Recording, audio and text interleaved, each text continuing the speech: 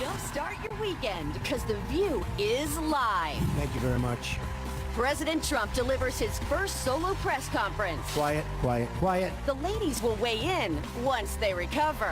And it's Guy Day Friday with guest co-host comedian D.L. Hughley. And Daily Show host Trevor Noah reveals what it's like to be an immigrant in Trump's America. Let's get this party started with Whoopi, Joy Behar, Sarah Haynes, and Paula Ferris. Now, let's get things started.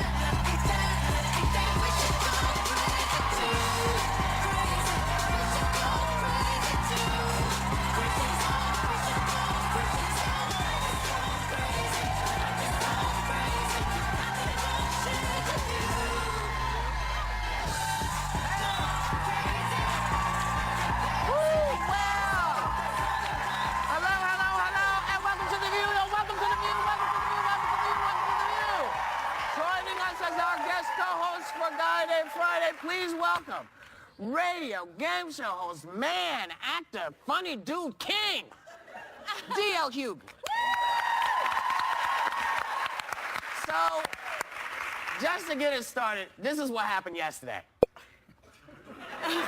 The leaks are absolutely real. The news is fake. To be honest, I inherited a mess. It's a mess. How many times do I have to answer this question? Can you just say Russia yes or no is on a it? ruse. Are you going to include the Congressional Black Caucus and the Congressional Well, I Hispanic would. Caucus? I tell you what. Do you want to as set well up as the on meeting? city- Do you want to set up the meeting? No. Are they friends of I'm yours? Just a reporter. No, set up the meeting. I am the least anti-Semitic person that you've ever seen in your entire life. Number two, racism. The least racist person. It wasn't even about that. So, my question is like, there's a lot of carrying on and strutting and finger point. What's he distracting us from? What the hell went on yesterday? What happened? Last time I saw a dude ran and rave like that, the police came and got him. Like, really, you're going to have to ride with us. But I think that any man that wears a comb over, I have a theory about it, looks in the mirror and lies to himself every day. Right? So if you can lie to your face, you can lie to Americans. It's really not that hard. And you know, I just think when he says the whole anti-Semitic thing, that those racist attacks are up. What, 2,000? There have been 2,000, and which is, I mean, if you're gonna be racist, at least learn how to draw a swastika. Like that's, like I don't know if it's a swastika or it's Zorro just left. What, you know, is you calling me a name or invite me to play tic-tac-toe? I don't know what's happening. Well, you know, he lies. We know he lies. Everybody knows it now. You know, he's also given to hyperbole, as they say. He exaggerates everything. So one of my favorite things he said was, we'd have a nuclear holocaust like no other. Right. The ratings would go through the roof. That's how great this nuclear holocaust would be. So, I mean, in a way, it's not funny. He's talking about a nuclear holocaust. He says things like, if I blew that boat out of the water, that Russian boat, a lot of people would think that was great. These types of, like, really volatile statements that he makes, I think are really dangerous. On the other hand, as a comedian, I felt sorry for him. He was like he was bombing for 77 minutes. Well, I didn't get to watch it live, but as anything, I like to check Twitter first and then go back. Yeah. So Solid strategy, I knew Sarah. I was in for entertainment, Yeah, because so the first tweet I try. read was, I can feel myself entering the 6th stage of grief, hysterical laughter, hashtag Trump presser. And then another guy wrote, I think America should go stand in the corner and think very hard about what it's done, hashtag timeout, hashtag naughty step, hashtag Trump's presser. The naughty stuff. But, you know, we talked about this. It's kind of the strategy. I mean, we don't even know where to begin. We talked about flooding the zone, just, you know, inundating us with different storylines and different narratives. And we don't, as media, we don't even necessarily know where to begin. But Oh, yeah, we do. I mean, there's so many areas. There's so many different storylines. The question I posed really was, what is going on? Because when he's doing all of this, stuff's passed. Congress just voted to roll back a rule that stops people with serious mental health problems from buying guns. We learned that at least 186 out of the 678 immigrants rounded up by the ICE last week have no criminal records. The House just overturned a rule that made states give family planning grants to Planned Parenthood and other abortion providers. Staffers at the EPA are openly calling congressmen, begging them not to vote for EPA opponent Scott Pruitt to be their boss. And Betsy DeVos's brother, who runs Blackwater and supported Trump, is reportedly offering to set up military training camps for the Chinese government. What the hell is going on? Well, then that's going to happen. Listen, That's what we've been saying for a while. He's been doing all kinds of stuff, but the real stuff that people voted him in for is not the stuff he's doing.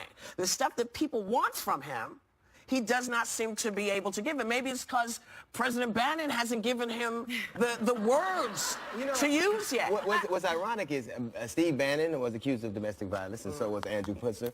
This cat has, he has wife beaters in his cabinet. So I don't know if he's, filling his cabinet or casting an Ike Turner review. I don't know what he's doing, but I think it's sad. It's sad to me that these kinds of things are happening, but you had to have expected it. This is what a large percentage I enjoy some of it, though, but he can't answer a question directly. He cannot answer. He doesn't know the answers. No. If he doesn't know the answer, he deflects. Yeah.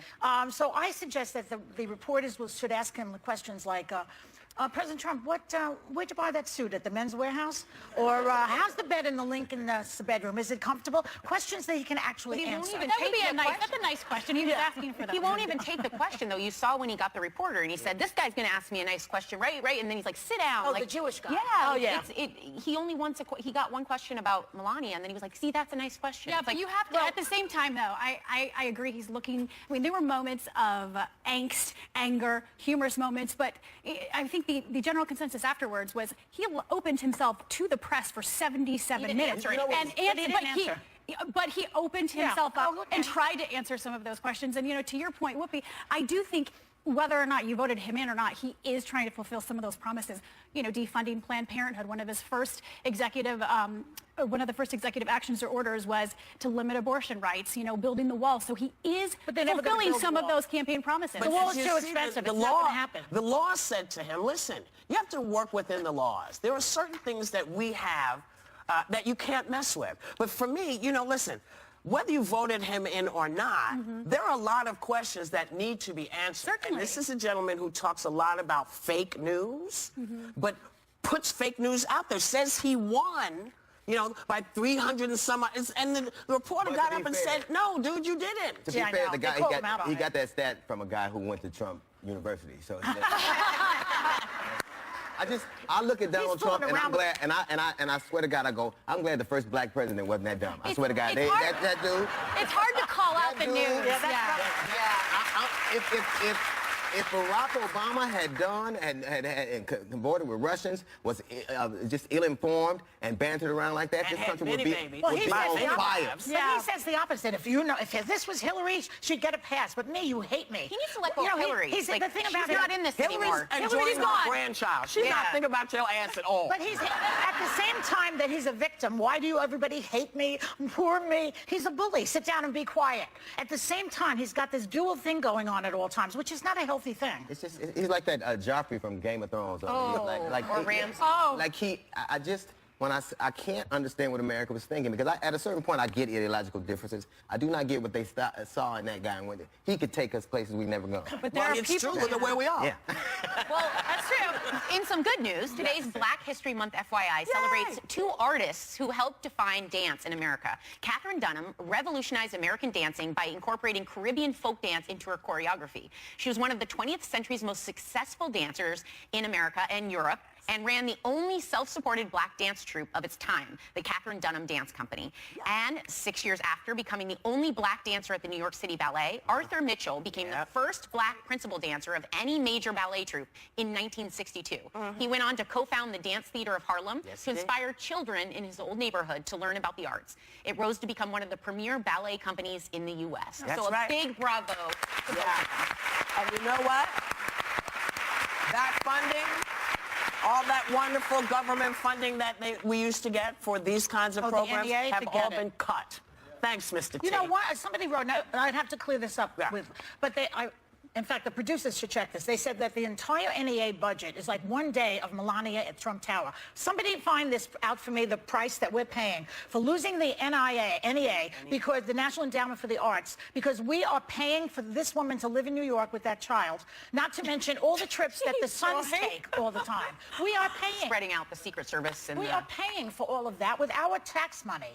Just saying. Find out. We'll be back. Yeah. Up next, should you be able to ask for your money back after a bad date? The ladies chime in. Coming up, Daily Show host Trevor Noah tells us all about his new Netflix comedy special and why he's afraid of the dark. Welcome back. What happened? ABC legal Pusner, Andrew Pusner, he was, Right. his wife recanted her claims of abuse. And in banning he was charged with domestic violence in 1996, battery and attempting to dissuade a victim from reporting a crime. He pled not guilty, but the case was dropped when his wife didn't show up in court. So that means he's innocent. So the women backed off. Yeah, But I have my to- cousin Pookie in jail for that right now. So I have to. You say- say you have a cousin named Pookie? Oh, absolutely. Oh, my God. Everybody does. Okay, let me just give the numbers because we checked on the numbers because about the NEA, the budget in 2015 was $146.2 million. Right. The wall, by the way, that he wants to build is going to cost $25 billion, and they say it's not going to really be effective. Okay. Hundreds of millions is projected to cover the Trump family travels in the next 4 years. Plus, it costs some estimates that security at Trump Tower being upwards of $1 million a day. So, in other words, a lot of stuff that they're spending money on the family and this fakakta wall that's not going to work. What? For what? What he said? And Winston Churchill famously said during World War II, if not for the arts, what are we fighting for? Well, And I dated Winston Churchill, so I know. But he did say he was going to get the price of the wall to come down. Like, if he puts Ivanka Trump on the wall, it's going to go down demonstrably. They'll be selling it at Marshall. So it's... There's something Put my name I know on the administration went on record with ABC News and said the cost of building the wall would be, in the billions. 25 billion. 25 billion, but the money saved every year because how much the drug industry costs America Yeah, is somewhere like 250. The wall is not going to correct that. I'm not saying it's going to. That's He's- their response. That's their response. yeah, it's a whole thing. Please, just discussing it anymore is too much. Let's move on.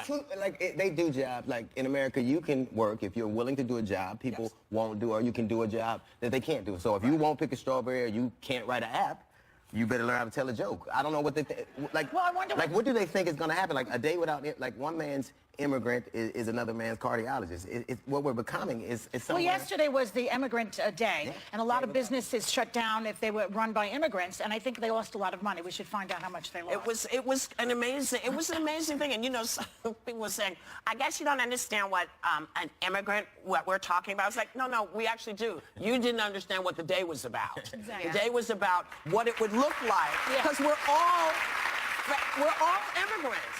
Unless you're a Native American, you come from immigrants. And what the point was is whether, what he's discovered, and I have to tell you, I'm a big fan of the law. Sometimes the law doesn't work the way you want it to, but sometimes it does. And basically, this judicial system has said, hold on, you can't do this. You can say, maybe we're going to stop you, but if you've never come here before, we're going to put 90 days before you can come. But you're not going to be able to take people who have worked their behind off, who have tried to get here, who have done it right. You can't stop them. So what he's learning is what is okay. What is okay and what is not okay. And, everybody has to figure it out. Everybody has to figure it out. But I just want to clear one thing up because he suggested a couple of things that I want to just kind of clear up. He says he inherited a mess. Yeah. Absolutely not. Obama inherited a mess. He did. Because when Obama came into office, we were on the brink of a depression. The economy was losing almost 800,000 jobs a month.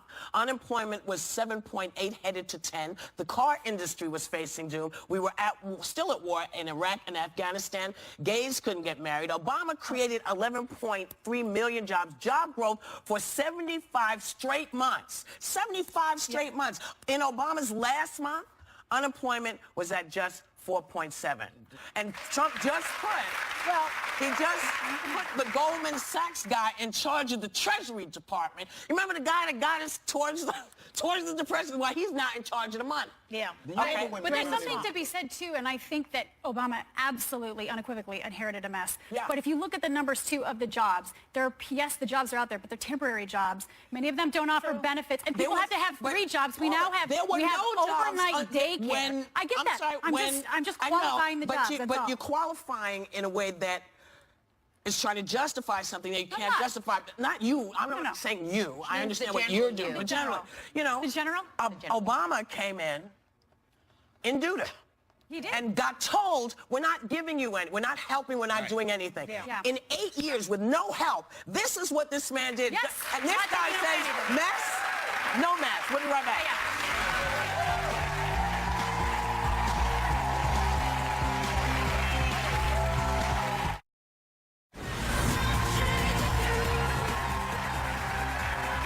Welcome back. Women are generally considered to be more eager and at times even desperate to fall in love. Yep. But a new study disproves this and claims that men fall in love or believe they have fallen in love much faster than their female compatriots. Have any of you guys or gals experienced this personally? This study is crap. That's not true. I think that this is an alternative fact. I'm just going to say it is. Very good. Strangely, Well, see how Wait, Joy. Come on. That was a good Was that a good one. one? Yeah, that I was need good. some I affirmation. can say that I fell in love with so my needy. wife faster than she did.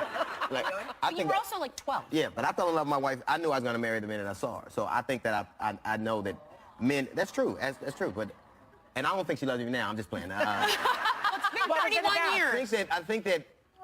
I think that men do fall in love with women faster, and I think that a man should always love a woman more than she loves him. That I agree with. But here's my question. I've never You met say- one of those men. I do. If you say that the man should always love Sure. the woman more, like Yeah. how do you quantify that? Well, how do you know? I go out every day and I buzz my ass, and she stays home, and I give her my money. And Gee, that's all I have to say about Gee, that. I do the same thing. There are things like my wife, she'll hear a noise and go, you know, she knows that there are things that she knows will happen. Like, men get insurance knowing that the woman that they leave their insurance for is going to marry another guy and live in the house they provided. They're going to do that. They'll do it, and they do it. Like, my wife is going to, if I pass on, I'm going to have paid for a house, and she's going to be, whose is it? It's his, but he ain't here no more, so finish. I think the things that you do as a man, like, I think that men fall in love faster. I think we say it slower. Oh, and not, yeah. we say it slower. Or you don't say it all. Yeah, Yeah. I totally disagree with this study. And funny enough, in the room when we were talking about it, everyone in the room was like, no, I totally see it. And I was like, who are you dating? Yeah. Because I have never met a guy that falls. But don't they confuse lust and love? They confuse the They're two. just horny. It's like Yeah. totally different. That's it. It's true. Well, That is before we true. go, let me ask you about this. Just before we... A British woman went on a date, apparently didn't enjoy herself, and declined a second date. The man then sent her a text asking her to pay for half of the cost of the first date. No. So, was this man right to ask for a refund? Hell yeah. Hell yeah. No. I'll tell you way. something. Yeah. I'll tell you something. If Yeah. that happened to me, I would pay him back with interest just to get him off my back. Well, that's the problem. He wasn't on your back. Goodbye. Here's what the funny Oh thing my about God. women. Like, women will have a man in their life that they had sex with that doesn't count. Like, oh, I was drunk, or he, you know, I wasn't going through an emotional time. Men should be able to get money back. If you, like, a successful date to us is as we have a laugh and you give me some. And Yeah, if but you ain't wait, gonna do excuse me. Wait, DL, are we we're a not product? hookers, Are we okay? a product? DL, you said DL. a woman has one man. A man has like 10 women that he's like, it's nothing. It's nothing. That's their payback. That's true. I just feel like a 5-cent bottle of orange soda. We'll be right back.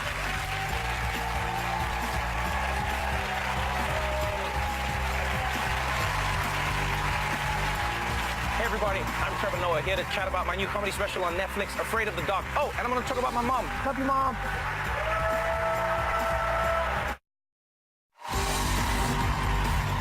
If you can't trust your president to get the right information on a Googleable fact, then can you really trust him with the hardest stuff? Which, by the way, is everything else the president of the United States has to deal with.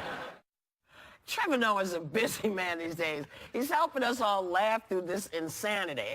As the host of The Daily Show, he's got a brand new Netflix special, Afraid of the Dark, and an amazing brand new book called Born a Crime, which I listened to because it's spectacular. Please welcome Trevor Noah. You know,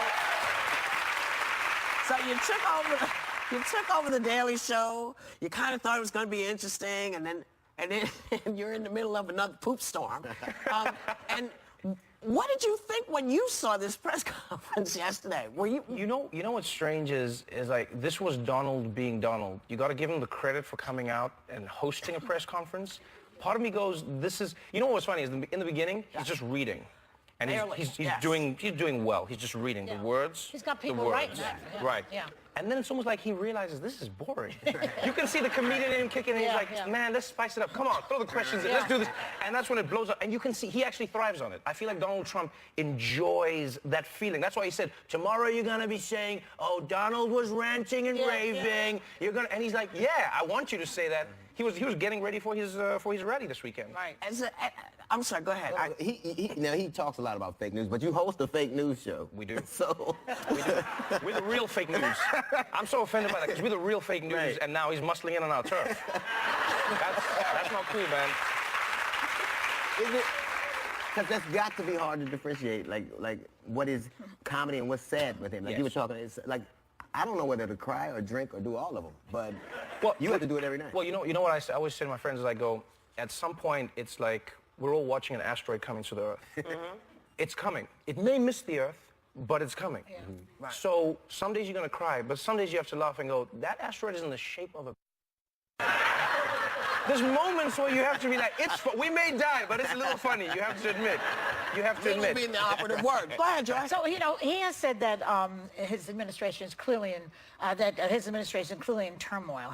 It is in turmoil. He hasn't said that. He says it's running like a finely tuned machine. Yes. Like a suicide machine. Like a doomsday machine. Yeah.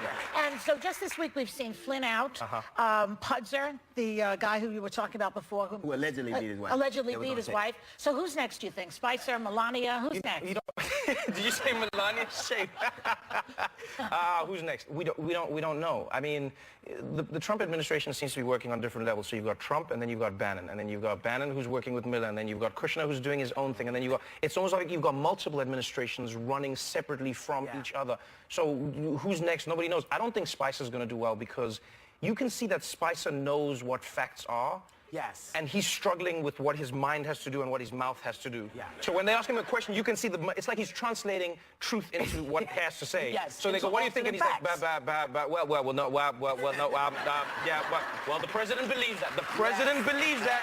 He believes that. But in a way, isn't Spicer the most guilty because he knows better? Yes. They're all guilty. They all know better. All those Republicans know. All the Democrats, they all know. But it's their job, though. They gotta lie. Like he but looks at them and you get fired if you don't lie. But nobody's holding a gun to his head.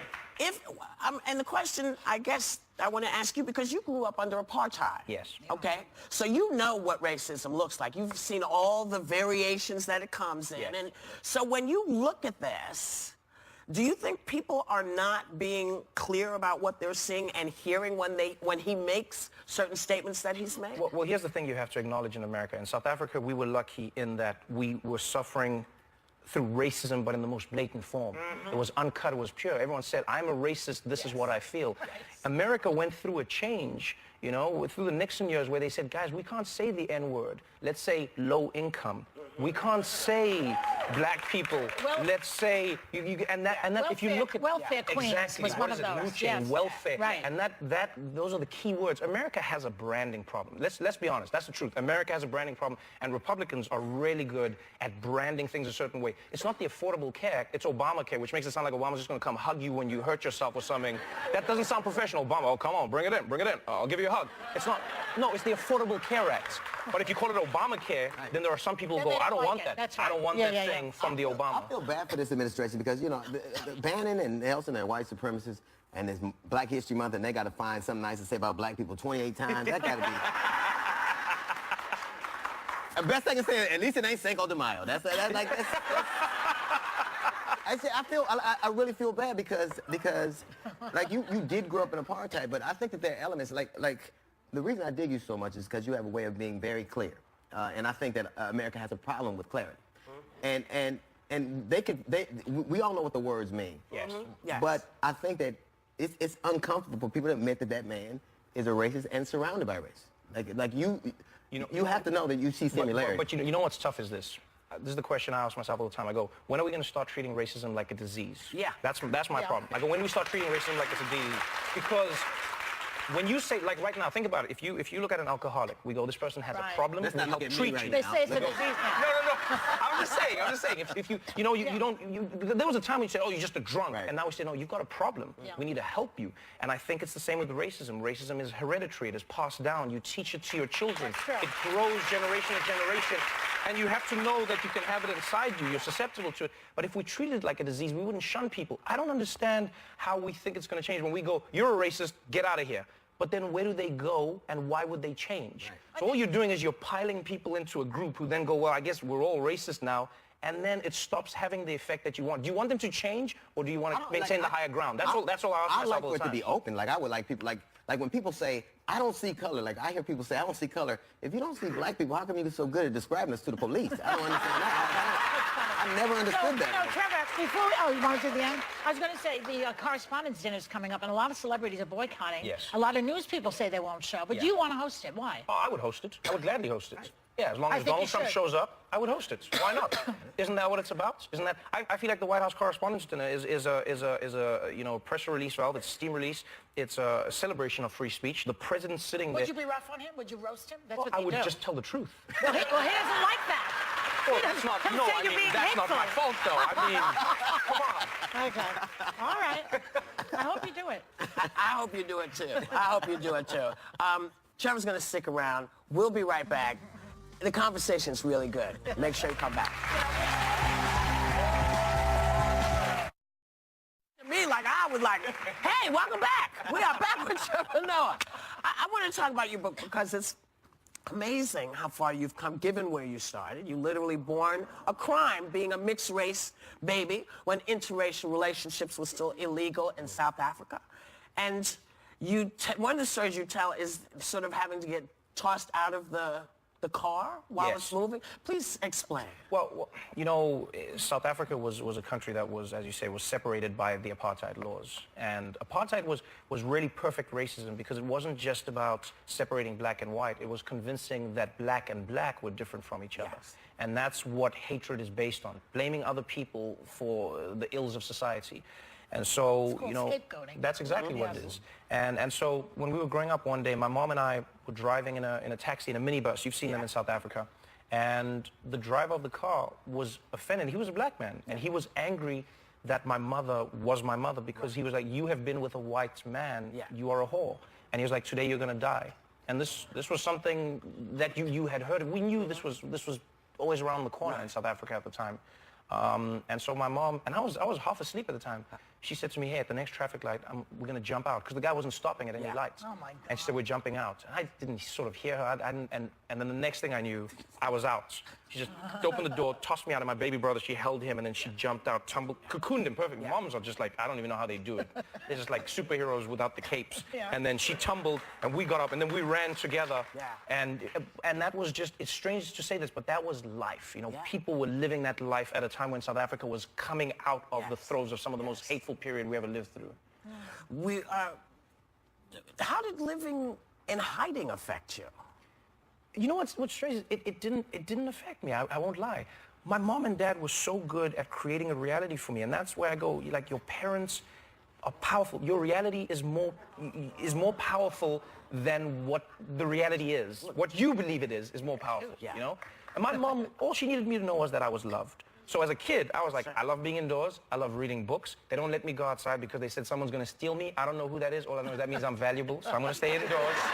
I didn't know it meant the police were going to take me away because my mom wasn't supposed to be my mom. I thought it just meant like, yeah, I'm special. So I stayed in. I saw my dad when my mom could sneak me to him, but I did not know how dangerous my world was. And that's where I credit my mom for breaking those rules and cocooning me in that, Your mom sounds like an incredible person. Definitely. And she was fearless, as you're saying, the way you're describing her. So how do you like her? I think How am I like her? You like her. Oh, I inherited her sense of humor, but I mean, I try every day to be as fearless as her. But my mom, like many black women, realized very early on that they were at the bottom of the totem pole in society. Black women have to fight. People go like black people. I go, yeah, but black women are at the bottom. As a woman and as a black person, you're at the very bottom level. And so you have to be stronger, and then on top of all of that, you have to raise men. And that's what my mother had to do with me. So I every day aspire to her, but I go like, I'm timid compared to that woman. She is fearless, she is brave, she is everything. And then I'm just chasing every day. I go like, maybe one day I'll But she got you in trouble sometimes, right? Who? My mom? Yeah. Well, I mean, she played with trouble. That's what she did, you know. Because she didn't believe in the laws. She went, if I don't The believe laws are in, corrupt. yeah, if I don't believe in these laws, I'm going to fight them. And my mom always used to say to me, she said, we can fight them, and more importantly, we can mock them. Yes. Because when you mock them, you do not give them the status that they feel they And deserve. that's what we do, comedians. That's what we do. That's right. That's exactly what we do. I always look at a comedian, I listen to them long enough, and you can always tell the story that made them who they are. Like, it breaks most people, Yeah. and it's the thing we laugh at. And you talked about your mother, and I remember, it's funny because I was watching Beyonce during the Grammys, and everybody was lauding how, and she looked beautiful dancing pregnant, and I was like, every mother I knew went to work pregnant. Yeah. Like, everybody I knew. Like, Yeah. Black mothers had a baby in the break room and went back That's to work. right. Like, That's right. And so, and it's that kind of thing. It's so funny because when you have that kind of confidence, I was reading that it said you had low self-esteem and it was hard for you to talk to girls. Yeah. So that doesn't seem that. Oh no, but I mean, you know, it's funny. We only see people as we see them, right? So that's what people even say. You know, when black celebrities talk on TV, or when women who are successful talk on TV, they go, "Oh, you say women are oppressed, but you're hosting a show. You say black people are oppressed, but you got some jewelry." Anecdotal exactly. evidence. That's what it's like. You don't know where I came from. Yeah. So for me, I go, my thing didn't even come from apartheid. I was just struggling with acne. My face was covered with this stuff. I couldn't talk Look at to you anyone. now. Isn't it I was cute? awkward. Yeah, I was depressed. I was. Everybody's talking about you now, Yeah, though. but I like, and that's something that, you know what's funny is you see it tied in. You look at ISIS, you look at the alt-rights, you look at all of these stories. What ties in? Low self-esteem and impotence, people feeling like they're not enough, so they try to oppress others. Let me plug your stand-up gig before we go, because we're running out of time now. It's called? It's called Afraid of the Dark. Afraid of the Dark, okay. And since we know that you're very literal with your title choices, what does this mean? Are you literally afraid of the dark? I'm literally afraid of the dark. I don't know why. But you're not uncomfortable here. Thank you. Listen, you come anytime. You come I would talk love to come back. anytime. Thank you so much and for this having me. book, I'm telling y'all, everybody is going home with the audible version of this book, Born to Climb, read by Trevor himself. Catch his hilarious Netflix special, Afraid of the Dark, on February 21st. We will be right back.